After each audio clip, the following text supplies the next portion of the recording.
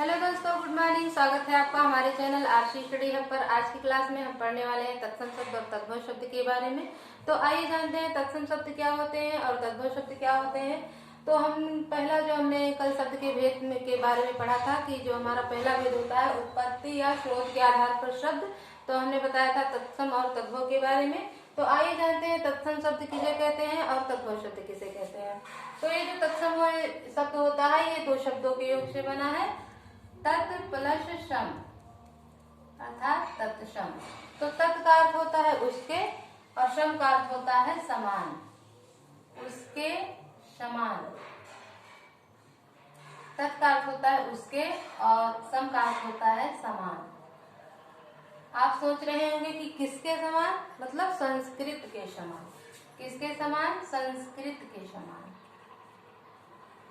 इसका मतलब तत्सम शब्द वे शब्द होते हैं जो संस्कृत भाषा से हिंदी में आए हैं, लेकिन उनके रूप में कोई परिवर्तन नहीं हुआ है। जैसे वे संस्कृत भाषा में प्रयोग किए जाते हैं वैसे ही वे हिंदी भाषा में भी प्रयोग किए जा रहे हैं। तो हम उन्हीं संस्कृत शब्दों को हम तत्सम शब्द कहते हैं।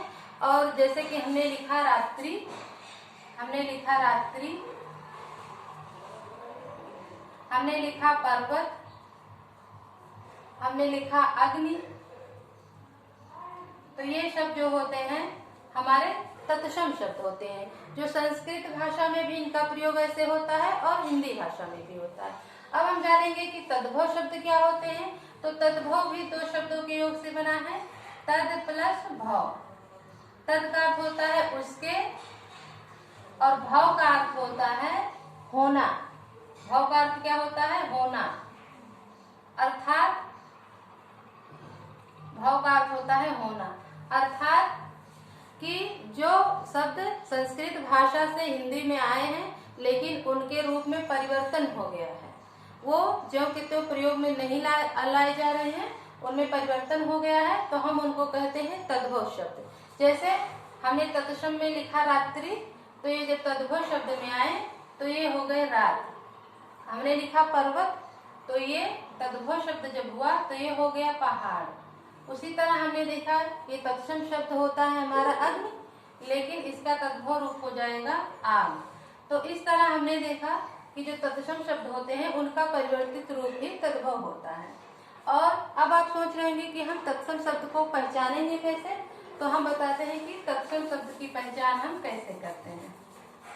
तो जैसे हमने यहाँ लिखा है तत्सम शब्द के बारे में रात्रि, पर्वत। तो पहला पहचान का तो आप ये ट्रिक लगाइए कि जहां भी ये आधा वाला कॉन्सेप्ट आपको दिखे, जैसे अग्नि में आधा गा है, रात्रि में त्रा है, पर्वत में आधा गा है, तो ये आधा वाला कॉन्सेप्ट आप जहां भी देखें तो समझ जाइए कि ये हमारे तत्सम शब्द हैं। और बाकी हम आपको और भी नियम के बारे में बताएंगे। हमारे और भी नियम हैं जिनसे हम जान जाएंगे कि कौन से हमारे तत्सम शब्द हैं और कौन से हमारे तद्भव शब्द हैं। जैसे कि हमने यहाँ कुछ वर्णों को लिखा है, जैसे कि छा, वा, शा, त्रा, या और विसर्ग। तो ये जो वर्ड होते हैं, ये किसी भी अक्षर, कोई भी शब्द अगर आप देखें उसमें ये वर्ड पहले आ रहे हैं तो आप समझ जाइए कि ये हमारे तत्सम शब्द हैं। इनका प्रयोग तत्सम शब्दों में किया जाता है। जैसे हमने यहाँ लिखा है छा, तो ये छतरी वाला छा है। और जब तो हमने यहाँ लिखा अक्षर, तो ये अक्षर जो है ये हमारा तत्सम शब्द में आता है। लेकिन जब हम इसको तद्भव शब्द में देखेंगे तो ये छा हमारा, ये छा से छतरी वाला जो छा होता है उसमें परिवर्तित हो जाता है, या फिर खा में। तो छा का प्रयोग हम यहाँ लिखेंगे, छा का प्रयोग छा या खा के रूप में होता है। तो आप जहां भी इस तरह के छा को देखें तो आप जान जाइए कि ये हमारे तत्सम शब्द हैं। उसी तरह हमने यहाँ लिखा है क्षीर, तो यहाँ हमने हो गया खीर, यहाँ छा में बदल गया और यहाँ खा में बदल गया। फिर हमने देखा कि ये दूसरा वर्ड हमारा आता है वा। तो ये जो वा होता है तो हमने यहाँ लिखा है वर्षा।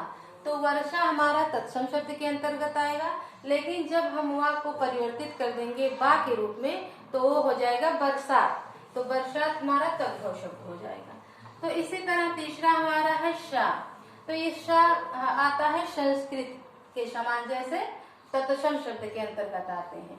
लेकिन जब हम इनको तद्भव रूप में देखेंगे तो ये बड़ा श्या में बदल जाते हैं। जैसे हमने लिखा श्यामल, तो श्यामल हमारा तत्सम शब्द है, लेकिन जब हम उनको लिखेंगे सांवला तो सांवला हमारा हो जाएगा तद्भव रूप। इसी तरह हमने यहाँ त्रा जो होता है, त्रा का प्रयोग तत्सम रूप में होता है संस्कृत रूप में, और ता का प्रयोग होता है तद्भव रूप में।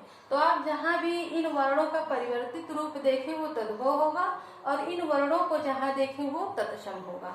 तो उसी तरह और जो हमारे होते हैं विसर्ग, विसर्ग आप जानते ही होंगे, इस तरह की जो बिंदी होती है इनको हम विसर्ग कहते हैं। तो इस तरह के वर्ण जहाँ भी आए, वो इस तरह के शब्द जहाँ भी आए वो हमारे तत्सम शब्द होते हैं। जैसे कि हमने देखा कि ये जो हमारे कर्पूरा, हमने लिखा है कर्पूरा, तो कर्पूरा का हो गया यहाँ कर्पूर, ये विसर्ग हट जाएगा।